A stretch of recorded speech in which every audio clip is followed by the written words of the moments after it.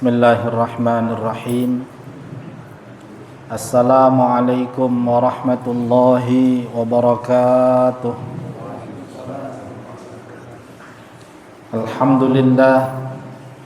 Alhamdulillahi rabbil alamin. Wabihi nasta'inu ala umurid dunya waddin. Wassalatu wassalamu ala sayyidina Muhammadin asyrafil anbiya'i wal mursalin wa ala alihi wa sahbihi ajma'in. Amma ba'du. Hadirin jamaah salat zuhur yang diberkahi dan dirahmati Allah, puji serta syukur marilah senantiasa kita panjatkan kehadirat Allah Subhanahu wa ta'ala. Alhamdulillah, di siang hari ini selesai kita melaksanakan salat zuhur berjamaah, kita bisa berkumpul dalam rangka thalabul ilm. Mudah-mudahan kita berharap dan berdoa berkumpulnya kita senantiasa mendapatkan ridha dan berkah dari Allah Subhanahu wa ta'ala. Salawat teriring salam kita sampaikan kepada uswah hasanah kita, manusia yang memang diutus ke muka bumi ini untuk menuntun jalan kita menuju ridha Allah Subhanahu wa ta'ala. Dialah Rasulullah Muhammad sallallahu alaihi wasallam. Hadirin jamaah salat zuhur yang diberkahi dan dirahmati Allah, sebelum kita kaji pertemuan kita pada kesempatan kali ini dengan kitab yang ada di hadapan kita, yaitu kitab Matan Al-Ghayah wa Taqrib, kita baca Ummul Quran Suratul Fatihah, khusus dari pengarang kitab ini yaitu Imam Abi Syuja'. Kita berharap dengan kita hadiahkan, kirimkan surah Al-Fatihah, ilmu yang akan kita pelajari bermanfaat bukan hanya untuk kita secara pribadi, tapi juga untuk keluarga dan masyarakat kita. Bitilkan niyah. Al-Fatihah. A'udzubillahi minasyaitonir rajim. Bismillahirrahmanirrahim. Alhamdulillah rabbil alamin.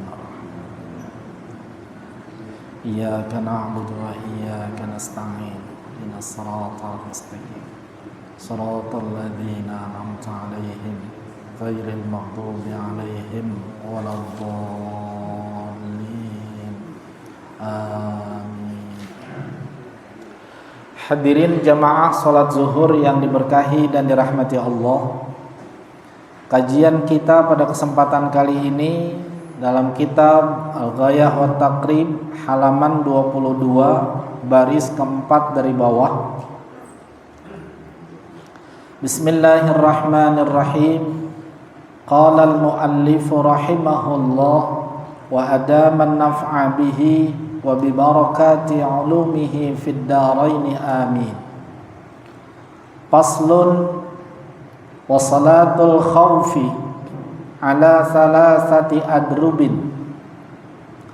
Ahaduha ayyakunal aduwu fi ghairi jihatil kiblati fayufarriquhumul imamu firqataini, firqatan taqifu fi wajhil aduwi wa firqatan khalfahu fayusalli bil firqati allati khalfahu rak'atan thumma tutimmu li nafsiha wa tamdi ila wajhil aduwi wa ta'ti ta'ifatul ukhra fayusalli biha rak'atan wa tutimmu li nafsiha wa yusallimu biha.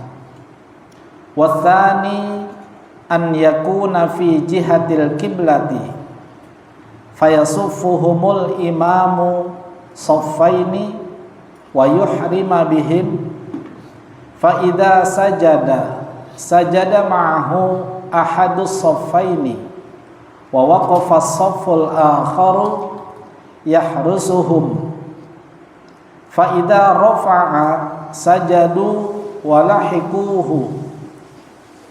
Wa tsalitsu an yakuna fi shiddatil khawfi wal tihamil harbi fayusalli kaifa amkanahu rajilan aw rakiban mustaqbilal qiblati wa ghaira mustaqbilin laha. Wallahu a'lam. Faslun, pasal pada menyatakan wasalatul khaufi ala salasati adrubin, dan salat khauf, salat yang posisinya sedang dalam peperangan, namanya salat khauf. Ala salasati adrubin, ada tiga ada tiga cara atau ada tiga model. Ahaduha, salah satu caranya atau modelnya, ayyakunal aduwu fi ghairi jihatil qiblati, yaitu apabila musuhnya itu berada bukan pada posisi arah kiblat. Caranya adalah fayufarriquhumul imamu firqataini, maka imam membagi kepada dua firqah, dua kelompok atau dua shaf. Firqatan taqifu fi wajhil aduwi, satu kelompok atau satu shaf berdiri menghadap musuh. Wa firqatan khalfahu, dan satu kelompok lagi di belakangnya. Fayusalli bil firqatil lati khalfahu rak'atan, maka kelompok yang ada di belakangnya itu salat satu rakaat. Tsumma tutimmu li nafsiha, kemudian tadi dia satu rakaat salat, kemudian dia sempurnakan salatnya sampai selesai maksudnya. Wa tamdi ila wajhil aduwi, kemudian dia beralih ke menghadap arah musuh. Wa ta'ti ta'ifatul ukhra, setelah itu kelompok yang kedua datang, fayusalli, kemudian melakukan salat, biha rak'atan, dengannya satu rakaat, wa tutimmu li nafsiha wa yusallimu biha, dan kemudian yang tadi melakukan satu rakaat menyempurnakan salatnya, kemudian dia juga mengucapkan salam. Watsani, teori yang kedua atau cara yang kedua adalah ayyakuna fi jihatil qiblati, ketika posisi atau musuh ada di arah kiblat. Kalau tadi arahnya musuh bukan di arah kiblat. Payasufuhumul imamu saffaini, maka imam mengatur barisannya menjadi dua shaf. Wa yuhrima bihim, dan imam bertakbiratul ihram dengan mereka, maksudnya semuanya takbiratul ihramnya bareng. Fa idza sajada ma'ahu ahadus shaffaini, bila imam sujud, fa idza sajada ma'ahu ahadus shaffaini, maka salah satu dari dua shaf itu ikut sujud. Waqafas shafful akharu, sementara shaf yang lain itu berdiam diri, berdiri. Yahrusuhum, menjaga mereka yang sedang sujud. Fa idza rafa'a sajadu walahikuhu, apabila kelompok yang tadi yang sujud sudah selesai, dia bangun, maka kelompok yang kedua sajadu, melakukan sujud, walahikuhu, dan kemudian menyusul, menyempurnakannya, menyusul imam maksudnya. Kemudian pola yang ketiga atau cara yang ketiga, wasalisu an yakuna fi syiddatil khaufi wal tihamil harbi. Yang ketiga, kondisinya adalah sedang dalam keadaan sangat genting dan perang lagi berkecamuk. Kalau tadi bisa jadi perangnya belum terjadi. Cuma khawatir tiba-tiba ada serangan dari musuh. Nah, sekarang peperangannya sedang berkecamuk. Fayusalli kaifa amkanahu rajilan aw raqiban. Maka cara salatnya bagaimana memungkinkannya. Maksudnya terserah caranya gimana. Dalam posisi rajilan, berjalan, aw raqiban, atau di atas kendaraan.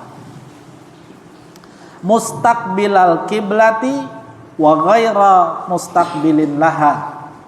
Apakah menghadap ke arah kiblat atau tidak juga menghadap ke arah kiblat, enggak masalah. Karena posisinya adalah sedang berkecamuk peperangan. Hadirin jamaah salat zuhur yang diberkahi dan dirahmati Allah. Pada 2 minggu yang lalu kita sudah kaji bersama tentang salat-salat sunnah. Kemarin kita sudah pelajari tentang salat gerhana, juga kemudian salat istisqa. Dan salat sebelumnya adalah salat dalam kondisi normal. Maksudnya normal, salatnya tenang, tidak ada ancaman apa-apa, sehingga kemudian salatnya seperti yang diajarkan dalam kondisi yang tenang dan normal. Salatnya, sujudnya biasa, rukuknya biasa, kemudian iktidal biasa, dan juga tumaknina semuanya. Itu dalam kondisi normal. Lalu kemudian bagaimana salat dalam kondisi peperangan? Perlu saya sampaikan, ini adalah ilmu pengetahuan. Satu sisi, kewajiban sholat itu tetap ada dalam kondisi apapun. Kita kewajiban sholat, ketika bisa berdiri, boleh berdiri. Ini dalam kondisi normal. Dan tidak normalnya dengan uzur syar'i. Uzur syar'inya biasanya sakit. Berdiri, nggak bisa berdiri, kemudian bisa sambil duduk. Kalau duduk tidak bisa, sambil berbaring. Berbaring juga tidak bisa karena mungkin kondisi sakitnya yang luar biasa. Itu bisa dengan isyarat. Kalau dengan isyarat juga nggak bisa, berarti sudah layak untuk disolatkan. Kan begitu. Jadi kewajiban sholat itu tetap ada dalam kondisi apapun kita. Dan itu pilihannya Islam sangat luar biasa. Sesuai dengan kondisi kita pada saat melakukannya. Dan ini ada kondisi lain di mana kondisinya adalah dalam peperangan. Islam, perlu saya sampaikan, bukan agama perang. Kalau bahasa ininya, Islam tidak mencari musuh, tetapi ketika ada musuh jangan lari dari musuh. Kita Islam bukan agama peperangan. Bahkan disebarkannya bukan peperangan, tetapi ketika perang adalah jalan satu-satunya, maka kita juga tidak mundur.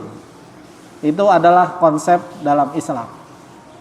Dan dalam kondisi perang pun, sholat tetap wajib hukumnya bagi setiap muslim. Lalu bagaimana cara kita melakukan sholat pada kondisi peperangan? Nah, ini diajarkan dalam kitab ini. Dan ini juga dicontohkan oleh Nabi. Cara seperti ini yang kita pelajari dalam kitab ini ada 3. Dalam kitab lain, dalam kitab Sahih Muslim misalnya, di sana bahkan ada 6 cara. Bagaimana kita melakukan sholat pada kondisi dalam peperangan. Nah, dalam kitab ini ada 3 cara. Yang pertama, caranya adalah ketika ada musuhnya bukan di arah kiblat. Katakan arah kiblat ini kan kita ke mana? Ke barat. Musuh bukan ada di barat, tetapi bisa jadi di utara atau bisa di selatan, gitu. Lalu bagaimana cara sholatnya? Nah, di sini diajarkan. Fayufarriquhumul imamu firqataini. Maka imam membagi menjadi 2 kelompok. Jadi 2 kelompok. Kalau misalnya katakan ada pasukannya 100 orang, maka dibagi menjadi 50-50. Kelompok pertama 50 orang, kelompok kedua 50 orang. Firqatan taqifu fi wajhil aduwi wa firqatan khalfahu. Satu kelompok yang 50 orang tadi itu menghadap ke arah musuh. Katakan musuh adanya di arah selatan, berarti satu kelompok itu dia jaga-jaga menghadap ke arah selatan. Kemudian wa firqatan khalfahu, sementara satu kelompok itu di belakangnya. Ya, di belakangnya itu berarti di belakang pasukan itu menghadap ke arah kiblat tentunya. Payusalli bil firqatil lati khalfahu rak'atan. Nah, imam dengan kelompok yang pertama yang tadi mengarah ke arah kiblat itu salat lebih dahulu. Sementara yang kelompok menjaga menghadap musuh itu dengan salat terlebih dahulu, dia berjaga-jaga. Kemudian summa tutimmu li nafsiha wa tamdi ila wajhil aduwi. Nah, kelompok yang tadi salat dengan imam, kemudian tutimmu li nafsiha, dia sempurnakan salatnya. Jadi satu rakaat dia ikut bersama imam. Ini karena posisi salatnya salat khauf, tentu kalaupun katakan misalnya zuhur, itu bisa jadi bukan 4 rakaat kan gitu. Nah, kemudian summa tutimmu li nafsiha wa tamdi ila wajhil aduwi. Nah, yang tadi melakukan salat 1 rakaat, imam pada saat imam mau melakukan salat yang kedua, dia berdiri agak lama. Nah, yang 1 rakaat yang jamaah mengikut imam, dia selesaikan salatnya sampai selesai. Kemudian setelah selesai, dia gantian jaga. Nah, salat kelompok yang tadi berjaga-jaga dengan musuh, dia gantian salat. Nah, salat kelompok yang pertama kan sudah selesai. Nah, tinggal yang kedua ini. Wa ta'ti ta'ifatul ukhra.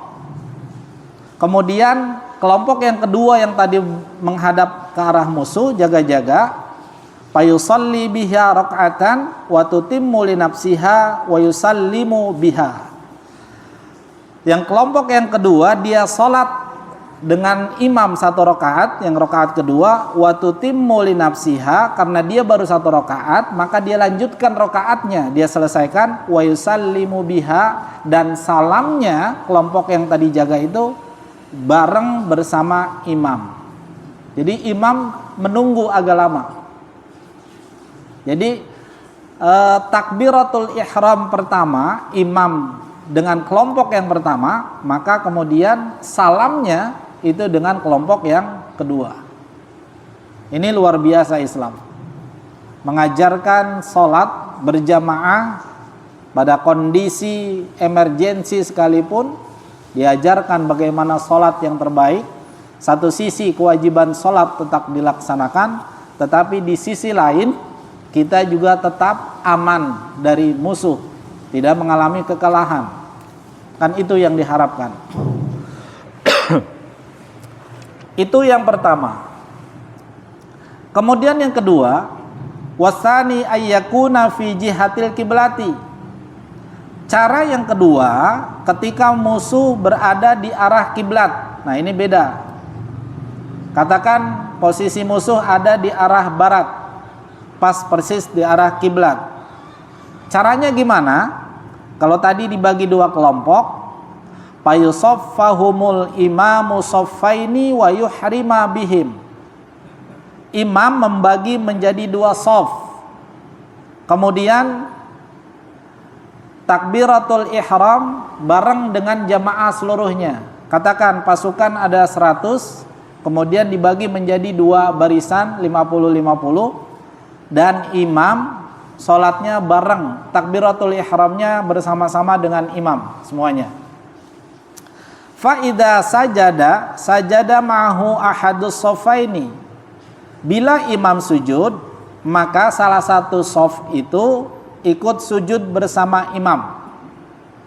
Wa waqafa shaful akharu, sementara shaf yang lain katakan saf yang pertama ikut jamaah bersama imam sujud, sementara saf yang kedua tidak ikut sujud, dia tetap berdiri berjaga-jaga. Yahrusuhum, dia berdiri kemudian menjaga umat Islam yang lagi sholat dari musuh.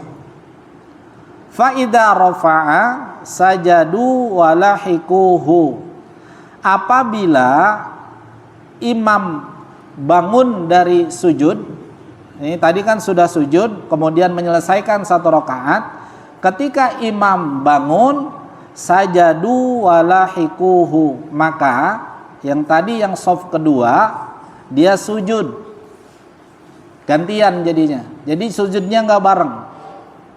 Ketika yang lain sujud, yang satu jaga-jaga, shaf yang kedua jaga. Ketika ya shaf yang kedua sujud, maka shaf yang pertama jaga. Seperti itulah yang diajarkan dalam Islam. Dan walahikuhu, yang tadi sujud kemudian nyusul menyempurnakan, lalu bersama dengan imam. Jadi kalau di sini takbiratul ihramnya bareng dengan imam, kemudian salamnya juga bareng bersama imam. Jadi gantian saling menunggu. Kemudian cara yang ketiga, wasalisu ayyakuna fi syiddatil khaufi wal tihamil harbi. Cara yang ketiga, kondisinya adalah sedang berkecamuk peperangan dan namanya syiddatul khauf. Jadi kekhawatirannya, ketakutannya itu sangat. Kalau tadi mungkin khauf, ya khawatir atau takut, tetapi tidak sangat karena musuh belum ada di depan. Tetapi harus berjaga-jaga, musuh belum pada posisi menyerang, peperangan belum tercamuk. Nah sekarang pada saat posisi di mana sedang berkecamuk perang, fayusalli, cara salatnya adalah kaifa amkanahu, bagaimana cara yang bisa kita lakukan. Amkanahu, mungkin kita lakukannya seperti apa, silakan. Rajilan kana aw raqiban, bisa sambil berjalan salatnya, silakan sambil berjalan.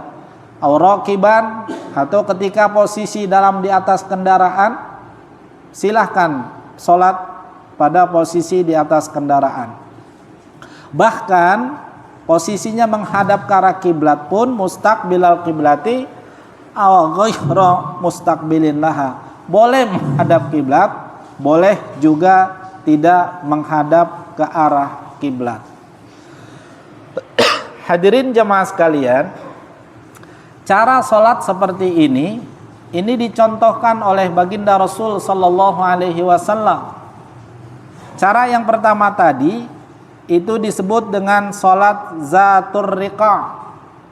Ketika peperangan saat itu posisinya dengan sebuah tempat namanya zatir riqa.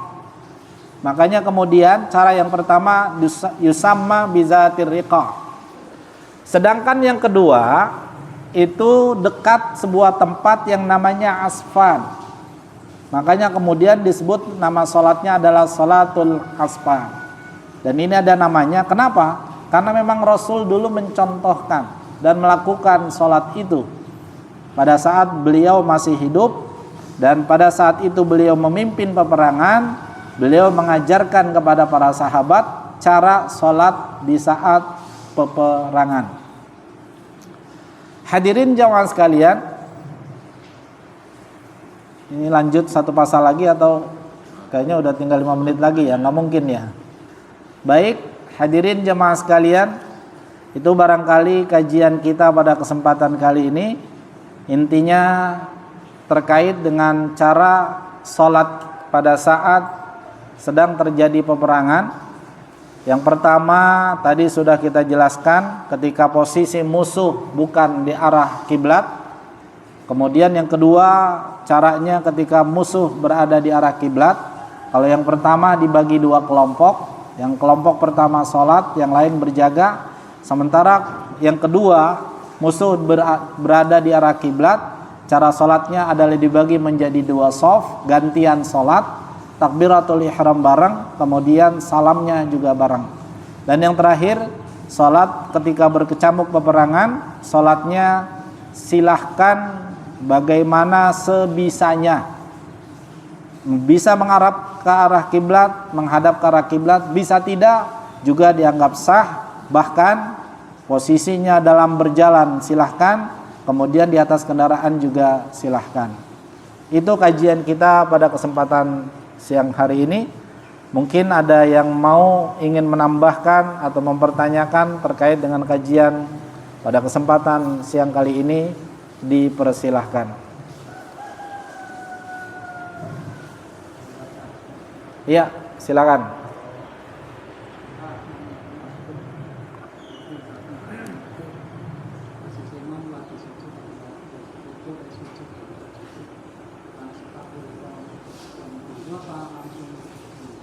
Oh ya, baik. Ini bukan sholat dalam keadaan perang Pak ya, sholat normal ya. Baik. Ya, jadi ini hukum makmum masbuk. Ketika makmum terlambat mengikuti jamaah, ini patongan pertama. Karena Nabi dalam hadisnya jelas, man adraka ar-ruku'a faqad adraka ar-rak'ata. Kalau makmum bisa dapat ruku bersama imam, maka dia dapat hitungan 1 rakaat. Ini harus dipahami betul ini. Karena saya melihat banyak yang nggak paham tentang bagaimana kaifiat berjamaah. Ada yang datang imam lagi sujud, dia takbiratul ihram, dia ruku, kemudian dia i'tidal, sujud, bangun, kemudian nanti selesai tidak menambahkan. Itu salah caranya. Patokannya kalau kita datang imam lagi baca surah Al-Fatihah, itu aman. Bahkan kita datang kemudian imam lagi takbir kemudian ruku. Pertanyaannya, apakah kalau kita takbiratul ihram Allahu Akbar kemudian langsung ruku, bisa ikut ruku bersama imam, berarti dapat. Tetapi ketika Allahu Akbar, pas kita mau Allahu Akbar untuk ruku, imam sudah i'tidal, berarti nggak dapat. Ini harus dipahami. Karena hadisnya jelas, man adrakar ruku'a faqad adrakar rak'ata. Makmum yang bisa ikut ruku dengan imam, maka dia masuk dalam hitungan 1 rakaat. Berarti kalau dia tidak ikut ruku bersama imam, dia nggak dapat 1 rakaat. Kalau sudah sujud, ya berarti. Lalu bagaimana yang afdolnya? Kita datang, lalu kemudian imam lagi sujud. Sebaiknya gimana? Sebaiknya kita takbiratul ihram, kemudian langsung sujud. Tapi ingat, ketika kita langsung sujud itu nggak masuk hitungan 1 rakaat. Berarti kita ketinggalan 1 rakaat. Kalau imam katakan nanti nambah lagi 2 rakaat, berarti kita ketinggalan 2 rakaat kalau rakaatnya ada 4. Gitu Pak ya. Jadi kalau kita lagi datang imam lagi sujud, sebaiknya langsung takbiratul ihram dulu, tapi jangan sujud. Takbiratul ihram, Allahu Akbar, langsung sujud. Tapi itu tidak dihitung 1 rakaat. Patokannya sekali lagi, kalau kita dapat ruku atau tidak. Makanya secara ilmu, imam kalau rakaat pertama kemudian dia ruku, sebaiknya rukunya agak dipanjangkan sedikit. Untuk rakaat pertama ya. Tujuannya apa? Untuk menunggu kalau imam, takutnya ada makmum yang masbuk, yang pas dia datang imam baru ruku gitu. Jadi ya lama, tapi jangan terlalu lama banget gitu. Adalah jeda untuk menunggu makmum gitu. Itu sebaiknya begitu. Baik Pak ya. Oke. Ada lagi? Oh iya, yang belakang. Silakan Pak. Ini kondisi sholat dalam Ya. apa hukumnya kalau misalkan kita sholat ya? Saya boleh nggak kita yang jadi makmum itu yang bukan makmum kita? Maksudnya saya imam, tapi makmum kita bukan makmum kita. Makom itu maksudnya apa nih Pak? Ya, maksudnya orang lain itu lah, teman kita lah. Bukan mahram. Mahram apa makom? Mahram.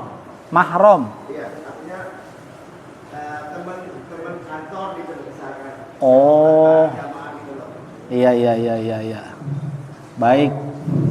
Jadi orang lain perempuan gitu. Oke.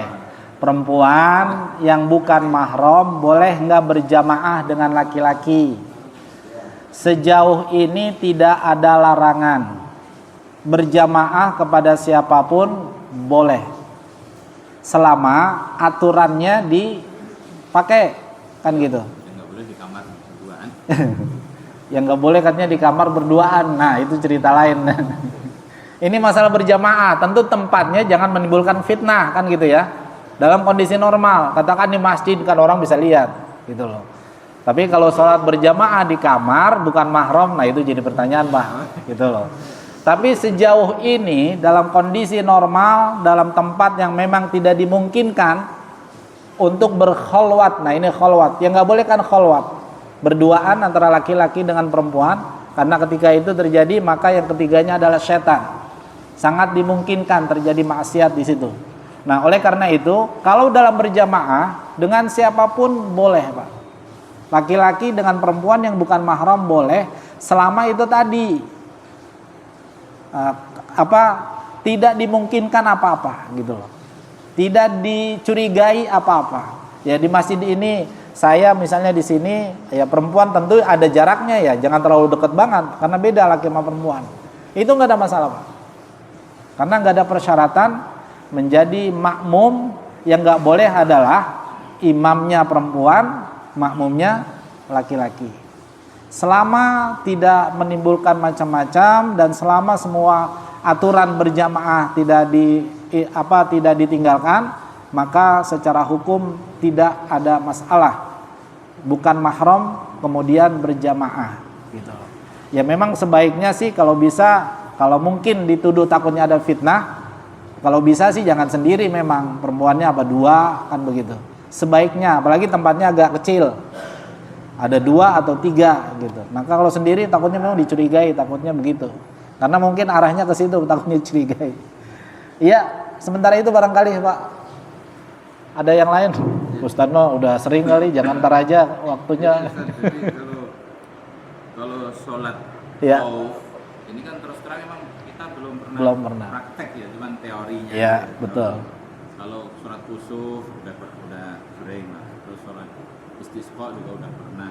Nah ini gimana? Makanya saya menanya ini, siapa tahu suatu saat ada Perang atau apa kan ya. Iya. Terus kita ngimamin kan bingung juga nih. Kan belum paham. Ini yang pertama. Yang pertama kan jadi satu shaf ngikutin imam dari awal, begitu rakaat kedua kemudian Gantian. menyempurnakan sendiri. Ya. Nah, menyempurnakan sendiri ini berarti apakah dia itu kemudian mufarokoh atau bagaimana itu? Ya. Nah, terus yang jamaah kedua ini kan kemudian mengikuti imam. Nah, imam ini tadi setelah kita ikut imam berarti kan 1 rakaat itu. Nah, setelah 1 rakaat itu imam posisi menunggu makmum yang jamaah kedua ini untuk menyempurnakan itu, berarti nunggunya dalam posisi tahiyat. Apakah itu atau bagaimana? Ya. Jadi kalau yang pertama itu imam posisinya pada rakaat kedua menunggu. Kan nunggu jamaah yang firqoh yang kedua yang lagi jaga. Kan yang pertama kan sholat selesaiin dulu tuh. Makanya dimungkinkan untuk rakaat yang kedua sebaiknya imam menunggu. Nah, di sini pertanyaannya, apakah menunggunya dia lanjut dengan sholat? Ya kalau sholat yang nggak kenceng sih kan bisa aja dia baca sendiri, sholatnya yang panjang kan begitu kan? Nah, sholatnya yang panjang, kemudian nunggu sambil nunggu yang kedua gitu. Jadi kalau yang pertama itu dia pada posisi rakaat yang kedua. Jadi dia tetap nunggu yang kedua itu yang pertama. Nah kalau yang kedua dia nunggunya memang pada saat tahiyat. Kenapa? Karena biar salamnya bareng kan gitu. Kalau yang kedua ya kalau dia kan nunggu yang pertama karena yang berikutnya kan dia akan sholat bareng juga gitu. Tahiyatnya nggak mesti salamnya nggak mesti bareng. Gitu. Nah kalau yang kedua salamnya di sini memang salam bareng bersama imam. Jadi takbiratul ihram dengan shaf yang pertama, kemudian salamnya dengan shaf yang kedua barengnya. Gitu Ustaz. Kita Ya, nggak karena emang belum pernah ya. nggak ada perang sih. Kalau ada perang kan tahu. Iya, paling tidak secara ilmu pengetahuan kita sudah mengetahui. Ini yang ketiga tadi apakah bisa itu dikiaskan dengan kan sholatnya tadi dengan terserah mau Ya. menghadap kemana ya. hormatul waktu. Heeh. Iya, hampir. Apakah bisa disamakan dengan ketika kita di atas kendaraan yang sopirnya kan kadang-kadang nggak sholat ya. Iya, iya. Kita mau sholat, apakah bisa kita sholat? Kalau kita pulang kan ngadepnya selatan ya, ngadep ngetan malah. Ya, sebetulnya begini Ustaz. Santai. Sejauh literasi, kalau sholat dalam kendaraan itu sebetulnya sih hampir agak susah kita temukan ya. Itu kan daripada kagak kalau bahasa ini. Hormatil waktu itu sebetulnya kan masih khilafiyah. Kenapa? Karena dalam kendaraan itu kita lebih kepada kan ada sholat jamak takhir atau jamak takdim kan gitu. Artinya kita bisa memprediksi daripada sholat di atas kendaraan. Kalau memang perjalanan jaraknya udah sekian, udah kita jamak takdim aja kan gitu. Justru hormatil waktu itu khilafiyahnya memang masih panjang gitu. Kadang meleset ya. Kadang meleset. Macet. Iya. Kadang mestinya biasanya kita nyampe rumah itu subuh udah sampai rumah. Iya. Karena macet, nyampe rumah sampai jam 7 siang. Iya. Iya, mungkin ya kalau bahasa ini sih memang daripada ya sholat dah hormatil waktu kan begitu. Tetapi nanti ada yang itu ya tetap diqadha jadinya gitu. Yang ada. Iya, baik. Sementara itu saya pikir cukup ya. Saya pikir karena waktu udah ini, barangkali itu yang dapat saya sampaikan. Lebih kurangnya mohon maaf dan yang betul, yang benar datangnya dari Allah, yang salah dan keliru itu datangnya karena kekhilafan saya sendiri. Bismillahirrahmanirrahim. Alhamdulillahirabbil alamin. Allahumma salli wa sallim ala sayyidina Muhammadin wa ala alihi wa sahbihi ajma'in. Allahumma anfa'na bima 'allamtana wa 'allimna alladhi yanfa'una. Allahumma faqihna wa faqih ahlana. Rabbana atina fid dunya hasanah wa fil akhirati hasanah wa qina adzaban nar. Wa sallallahu ala sayyidina Muhammadin wa ala alihi wa sahbihi wa sallam. Walhamdulillahi rabbil alamin. Kita tutup dengan kafaratul majlis. Subhanakallahumma wa bihamdika asyhadu an la ilaha illa anta astaghfiruka wa atubu ilaik. Assalamualaikum warahmatullahi wabarakatuh.